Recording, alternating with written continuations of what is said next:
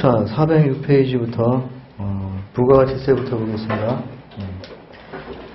자, 처음에 그 책을 잠깐 보시면 그 기본 개념이 나오는데 거기 잠깐 좀 보죠. 5번째 줄에 보면 부가가치세는 무엇이고 어떤 것에 부가가치세가 과세되는 것일까, 이렇게 이제 문제 제기를 하면서 시작이 되는데, 그 다음 줄에 보면 자, 정의가 나오죠. 부가가치세란, 그리고 그 밑에 부가가치란 이렇게 나오는데, 자, 먼저 부가가치의 정의부터 보면 사업자가 생산활동 또는 유통과정을 통해서 새로이 창출한 가치의 증가액이다. 가치의 증가액, 거기 몇 줄? 네. 자, 부가가치세란 재화 또는 영역이 생산되거나 유통되는 모든 단계에서 창출되는 이러한 부가가치를 과세 대상으로 하는 조세. 부가가치를 과세 대상으로 하는 조세. 자, 그리고 이제 그 밑에 보면은 박스에 부가가치의 개념을 이제 그 직관적으로 보여주는 그 그림이 나와 있어요. 예, 그래서 그 3단계로 나와 있는데, 거기 보시면 생산자, 도매업자, 소매업자 이렇게 되어 있죠. 예. 그 다음에 그 총부가가치라고 되어 있는데, 그 밑에다가 소비자라고 쓰세요. 소비자. 그러니까 흐름상 생산자, 도매업자, 소매업자, 소비자, 최종 소비자, 이런 이제 흐름으로 가는 것인데, 자, 우리도 이제 여기서부터 그 논의를 이제 시작을 하는 거예요. 그래서 우리가 책에서 지금 본 것처럼 부가가치라는 것은 가치의 증가에 더해진 가치, 이렇게 이제 얘기를 하는 거죠. 그리고 이제 이거를 영문으로 쓰게 되면 그게 이제 value added가 되는 것이고, 이러한 부가가치를 과세 대상으로 해서 부과되는 조세, 이게 부가가치세죠. 그래서 여기서도 이제 value added tax가 붙어가지고 우리가 VAT 이렇게 이제 부르면 그게 그 부가가치세가 되는 것이다.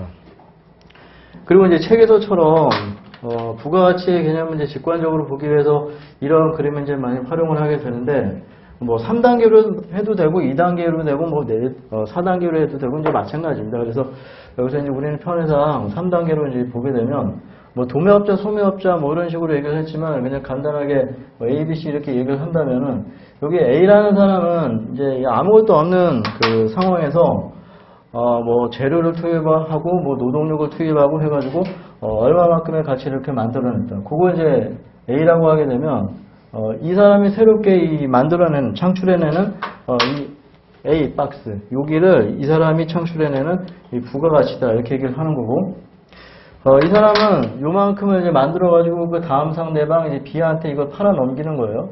그거 이제 대가를 지불하고 이제 B가 사오는 것이고, 그래서 B는 A로부터 대가를 지불하고 요만큼을 사다가 추가적인 어떤 가공을 통해 가지고 가치를 증가시키는 거예요. 그래서 2단계 오게 되면은 총가치라고 하는 거는 이만큼이 되는 건데, 이 총가치 중에서 이 밑에 있는 A만큼은 이 전 단계 A가 만들어내는 부가가치가 되는 것이고, 이 B가 2단계에서 새롭게 만들어내는 부분은 여기 B라고 쓴 이 박스가 되는 것이다.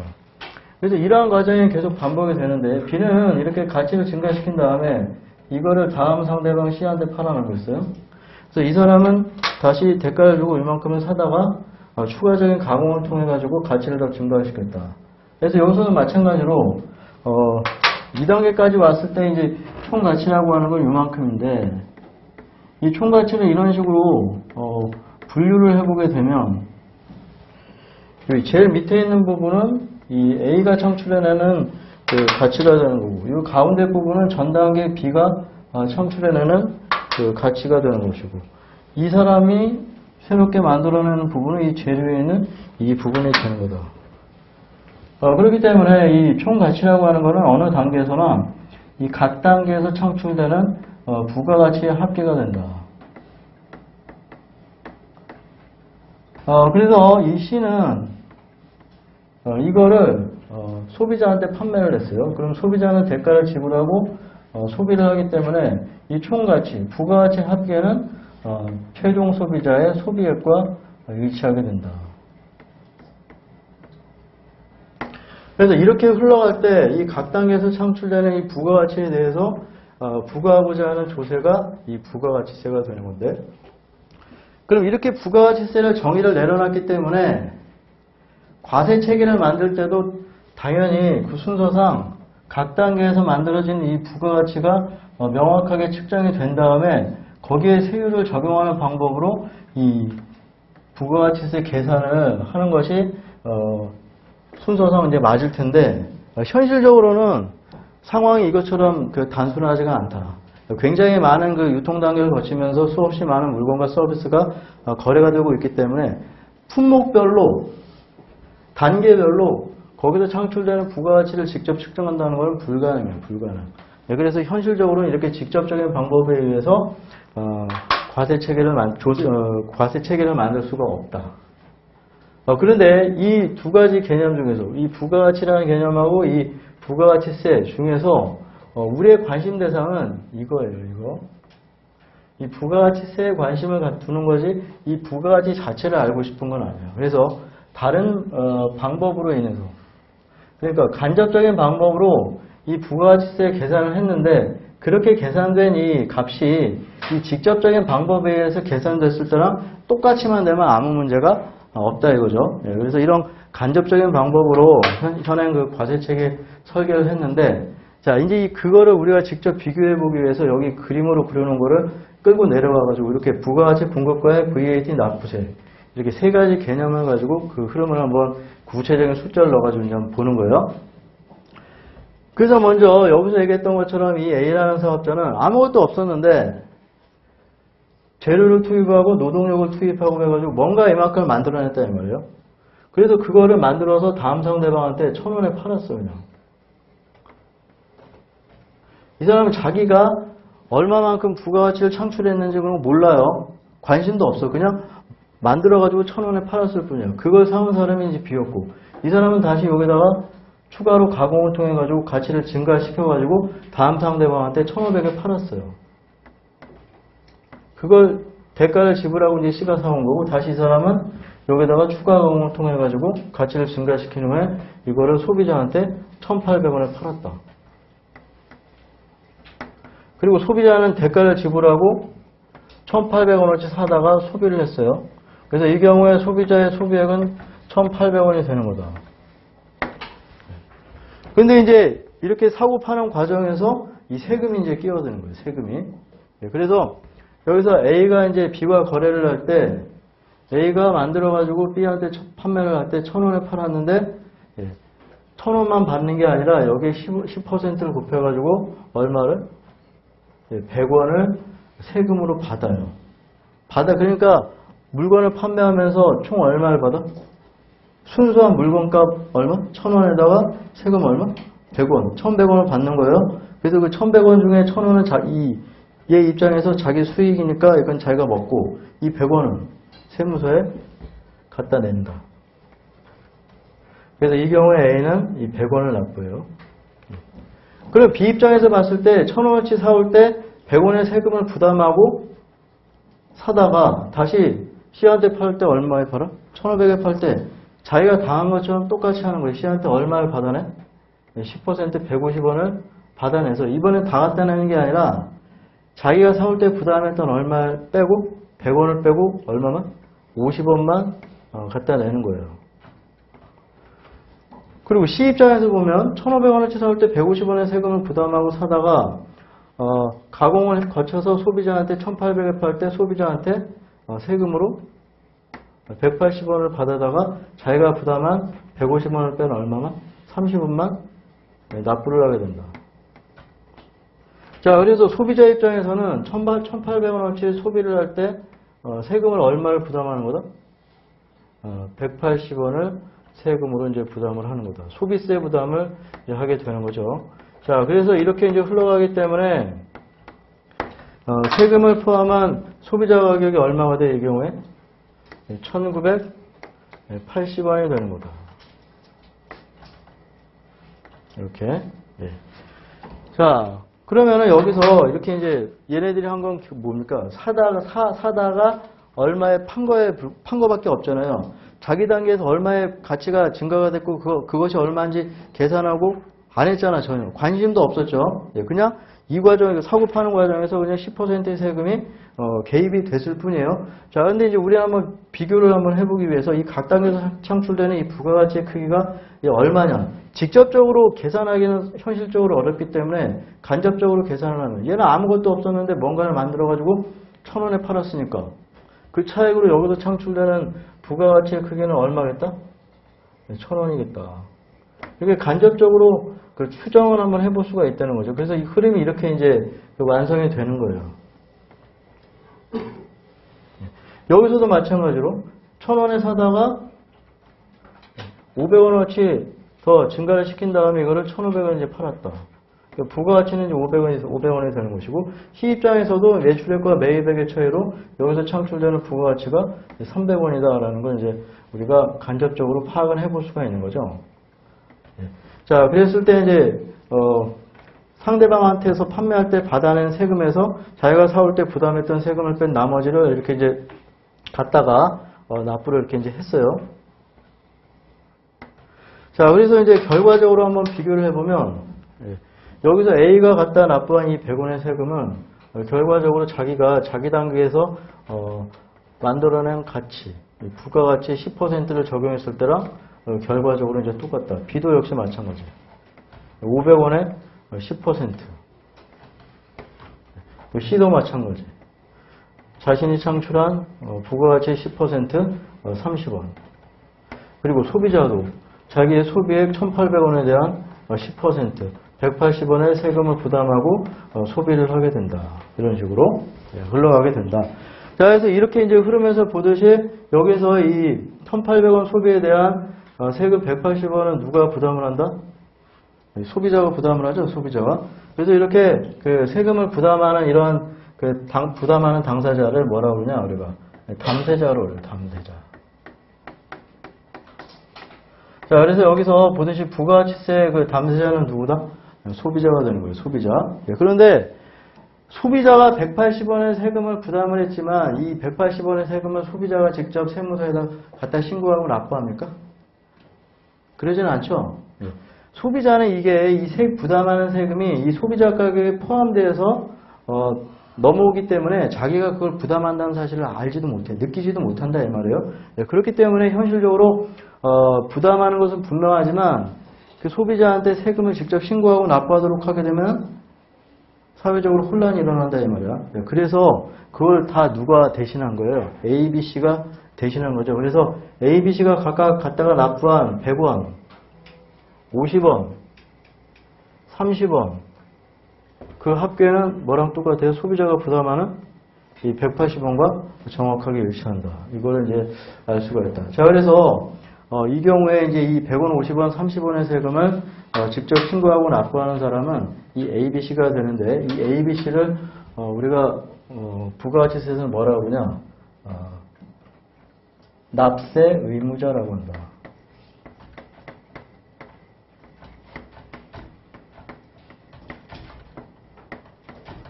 그리고 여기서 이 ABC를 우리 특별히 뭐라고 그러냐? 부가가치세에서 사업자라고 그래요. 사업자. 부가가치세의 납세 의무자는 누구다? 사업자가 된다. 그래서 부가가치세는 이 납세 의무자와 실제 부담하는 이 담세자가 일치하지 않아요. 그래서 이렇게 납세 의무자와 담세자가 일치하지 않는 이런 세금을 우리 뭐라고 그런다? 간접세라고 해요. 간접세. 반면에 법인세나 개인소득세 같은 경우에는 납세 의무자와 담세자가 정확히 일치하죠. 법인이 얻은 소득에 대해서 실제 세금을 부담을 하면서 실제 납세 의무자로서 세금을 신고하고 납부를 해야 돼요. 개인소득자는 자기가 얻은 소득에 대해서 소득세를 부담을 하면서 다음 연도 5월까지 신고하고 납부를 해야 되잖아요. 이런 세금을 뭐라고 해요? 직접세라고 해요. 직접세. 그러나 이제 부가가치세는 양자가 일치하지 않는 간접세가 되는 것이다. 자, 그럼 우리가 여기서 이걸 좀 더 이제 분석을 한번 해봐야 되는데, 일단 여기서 우리가 뭐라고 그랬습니까? 총가치는 각 단계에서 창출되는 부가가치의 합계고, 그것이 이제 소비자의 소비액과 일치한다라고 그랬는데, 여기서도 보게 되면 각 단계에서 창출되는 1,000원, 500원, 300원의 합계는 뭐랑 똑같아요? 소비자의 소비액과 똑같게 되죠. 이렇게 되고. 자, 그리고 이제 이 관계를 한번 보게 되면, 자, A와 B가 지금 거래를 하는데 A가 판매를 하고 B가 매입을 합니다. 예, 그런데 A가 판매한 금액은 얼마예요? 1,000원인데 1,000원어치 판매를 할 때 B한테 얼마를 더 받아와? 100원을 받아다가 내는 거죠. 그래서 얘네 A, B, C가 납세 의무를 진다고 했는데 이때 얘네들이 지는 이 납세 의무라고 하는 거는 자기 돈 꺼내가지고 내는 게 아니라 기껏 어떻게 하는 거예요? 판매할 때 상대방한테 받아다가 내는 거야. 그러니까 이 관계에서 얘는 부담하는 게 전혀 없죠. 이거 다 누가 부담하는 거야? 얘가 부담하는 거야. 얘가. 그러면은 얘는 사올 때 일단 부담을 하는데 영원히 부담하는 게 아니라 다시 다음 상대방 C한테 판매할 때 얼마 받아서 150원을 받아가지고 다 갖다 내는 게 아니라 자기가 부담했던 100원을 뺀 나머지만 납부를 하죠. 그러니까 여기까지 오게 되면 얘도 부담하는 게 있어요? 없어요? 없지? 그래서 이 과정이 계속 반복이 된다. 그래서 A는 100원의 세금을 누구한테? 다음 상대방 B한테 떠넘기고 B는 C한테 떠넘기고 계속 떠넘겨져가지고 누구한테까지 떠넘겨진다? 최종 소비자한테 떠넘겨져서 결국 최종 소비자가 부담하는 세금이 부가가치세다 이 말이에요. 그래서 여기서 떠넘긴다라는 표현을 했는데 부가가치세에서는 이걸 뭐라고 표현한다? 세금 부담을 전가한다라는 표현을 써요.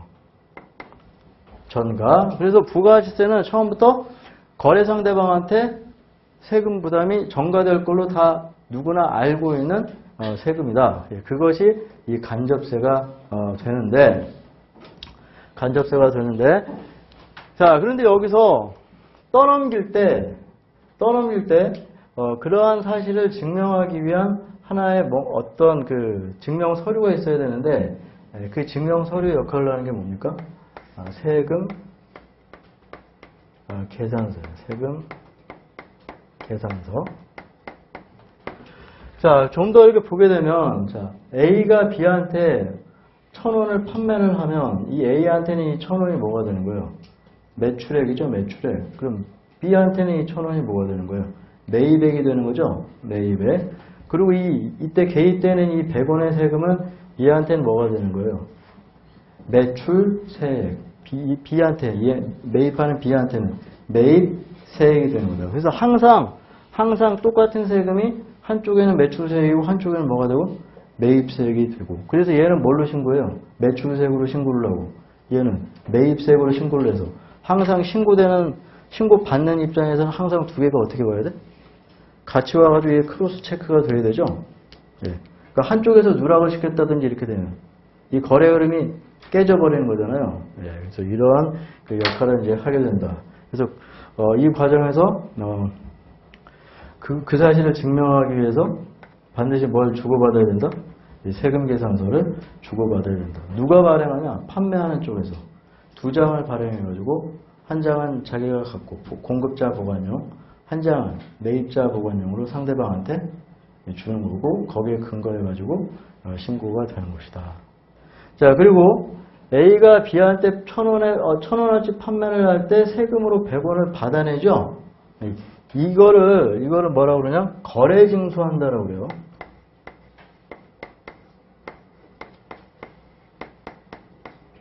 거래징수.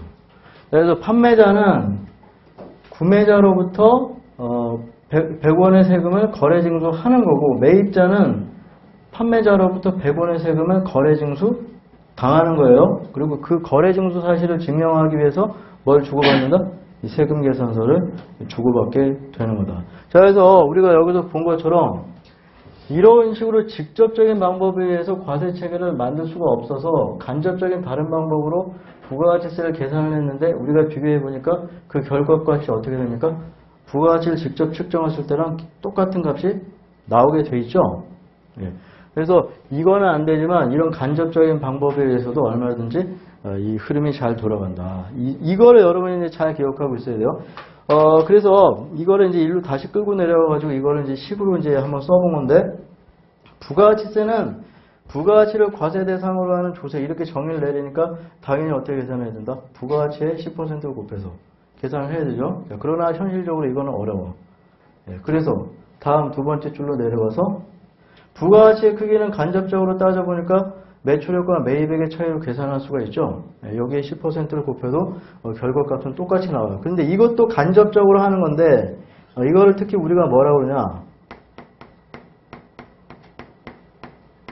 전 단계 거래액공제법이다.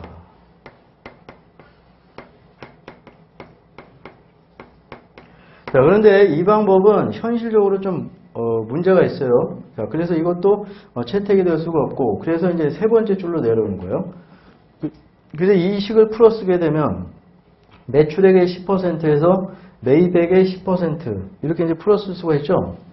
그래서 여기 이 매출액의 10% 곱한 거를 우리가 뭐라고 그러냐, 매출세액이라고 해요.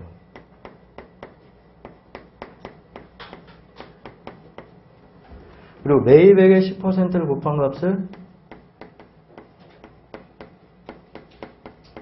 매입세액이라고 해요. 자, 그래서 결국 부가가치의 10%를 곱해서 직접적으로 계산하는 것은 매출세액에서 매입세액을 차감했을 때랑 결과값이 어떻게 된다? 똑같이 된다라는 걸 알 수가 있고, 이렇게 계산하는 현행 시스템을 우리가 뭐라고 그러냐, 전 단계 세액공제법.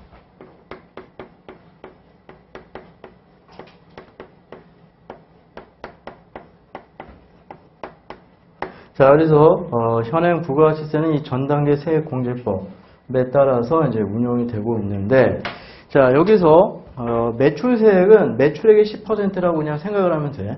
예, 그런데 여기서 차감되는 매입세액은 매입액의 10%다 이렇게 생각을 하면 안 돼요. 실제로 적용을 할 때는. 자, 매출세액에서 우리가 매입세액을 차감하는 걸 공제한다 이렇게 얘기를 하는데, 매입세액을 공제하기 위해서는 반드시 이게 필요해. 세금계산서. 세금계산서에 의해서 확인이 되는 것만 이 매입세액에서 뺄 수가 있어요. 매입한 사실이 증명이 되는데 매입세금계산서를 안 받아오면 안 빼줘. 안 빼줘. 그래서 반드시 기본적으로 뭐가 있어야 된다? 세금계산서가 있어야 돼. 그래서 정확하게 표현하자면 그냥 매입세액이 아니라 뭐다? 세금계산서상의 매입세액을 차감하게 된다. 그래서 이게 원칙이고, 예외적으로 세금계산서가 없이도 공제를 받을 수 있는 경우가 몇 가지 있어요. 대신에 뭐 신용카드 전표를 받았다든지 뭐 의제매입세액이라든지 이런 것들은 세금계산서 없이도 공제를 받을 수가 있는데, 그걸 이제 그 신고 서식에서는 그 밖의 매입세액이다 또는 기타 매입세액이다 뭐 이렇게 이제 불러요. 그래서 기본적으로는 이 세금계산서는 이제 반드시 필요하다. 그래서 세금계산서를 뭐 받아오지 않았다든지 허위라든지 그러면 이걸 안 빼주는 거예요. 그래서 만약에 여기서 A와 B가 거래를 하는데 얘가 세금계산서를 안 받아왔어. 그러면 얘한테 100원을 빼줘, 안 빼줘? 안 빼준다고 그랬죠? 예, 그러면 얘는 납부할 때 150원에서 100원을 안 빼주니까 얼마를 내야 돼? 150원을 내야 되는 거예요. 그러면 얘한테 매입세액 공제를 안 해준다는 건 어떤 의미를 갖느냐? 부가세는 기본적으로 뭔데? 상대방한테 전가시키는 세금이잖아요. 그래 나의 부담이 없어지잖아. 그런데 얘한테 100원을 안 빼주게 되면 얘는 전가를 못 시키고 그냥 어떻게 하는 거야? 그냥 내가 떠안는 거란 말이야. 그러니까 매입세액을 매입자한테 공제해주지 않는 거는 뭘 주는 거예요? 불이익을 주는 거다.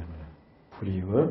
그래서 이러한 전단계 세액공제법의 이러한 기본 체계를 이 세금계산서가 이렇게 떠받치고 있는 거기 때문에 이 세금계산서 질서에 어떤 뭐 문제가 생긴다든지 이렇게 되면 그거는 이 체계를 무너뜨리는 것이기 때문에 굉장히 중요한 것이 이 세금 계산서가 되는 거다. 이걸 그냥 모르고 계산서 이러면 안 돼요. 세금 계산서랑 계산서는 완전히 다른 거야.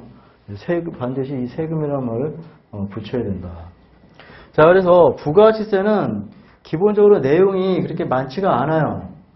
내용이 많지가 않은데 그 내용을 보는 그 과정에서 이 전당의 세액공제법의 이 기본 체계를 항상 생각을 하면서 봐야 돼. 이게 이제 좀 어렵게 느껴지는 거는 하면서 이제 거기에 집중하다 보면 이 기본 흐름을 자꾸 이제 놓치고 들어가기 때문에 어렵게 되는 거예요. 그래서 항상 그 부가가치세가 끝날 때까지는 이 전당의 세액공제법의 기본 내용을 여러분이 항상 숙지한 상태에서 이제 봐야 되겠고, 그리고 여기서 이 공급가액과 이제 부가가치세를 이렇게 분해를 해놨는데 VAT는 여기 기본적으로 공급가액의 10%를 곱한 것이죠. 네, 그런데 여기 이 공급가액과 VAT를 10%를 이제 합쳐서 우리가 특별히 공급대가라고 합니다.